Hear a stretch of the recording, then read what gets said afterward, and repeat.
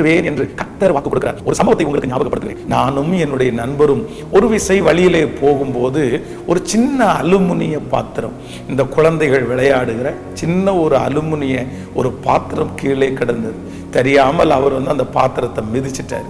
மிதிச்ச உடனே அங்கே இருந்து ஒரு சின்ன பாப்பா ஓடி வந்து அந்த பிள்ளை ரொம்ப அழ ஆரம்பிச்சா.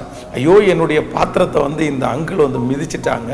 அது ரொம்ப ஒரு மாதிரி அவருடைய வெயிட் பட்ட உடனே அது ரொம்ப லேசான அலுமினியமா இருக்கிறதுனால அது ரொம்ப சப்பி சடைஞ்சது மாதிரி ஆயிடுச்சு.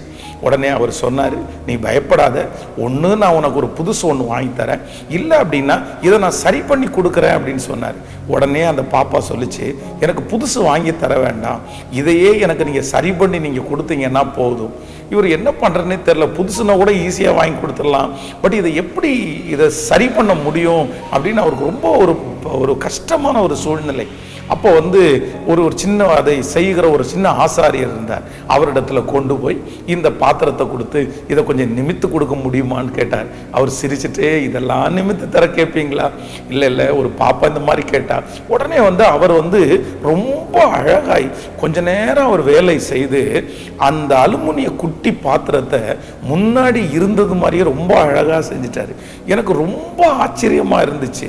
ஒரு சப்பி சடைந்து போன ஒரு அலுமினிய பாத்திரத்தை அவர் எடுத்து இவ்வளோ அழகா மாத்தி கொடுத்தாரு.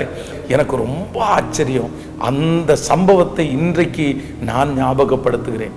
உலகத்தில் இருக்கிற ஒரு மனுஷனால் யாராலும் நிமிர்க்கவே முடியாது என்று சொன்ன ஒரு அலுமினிய பாத்திரத்தை ஒரு குயவனால் பழைய நிலைமைக்கு திருப்பி கொடுக்க முடியுமானால், மறுபடியும் அதை சரி செய்ய முடியுமானால், இந்த சத்தத்தை கேட்டுக்கொண்டிருக்கிற ஆண்டவருடைய பிள்ளைகளை, நீங்களும் நானும் ஆராதிக்கிற கர்த்தர் வானத்திற்கும் பூமிக்கும் சகல அதிகாரம் படைத்தவர். எத்தனையோ பேர் உங்களை பார்த்து சொல்லலாம், இல்லை திரும்ப பிள்ளையினுடைய வாழ்க்கை கட்டப்படாது, திரும்ப உங்க வாழ்க்கை கட்டப்படாது. நீங்களே ஒருவேளை அவ்விசுவாசத்திலே திணறி கொண்டிருக்கலாம். ஆனால் ஆண்டவர் இன்றைக்கு தெளிவாய் வாக்கு கொடுக்கிறார்.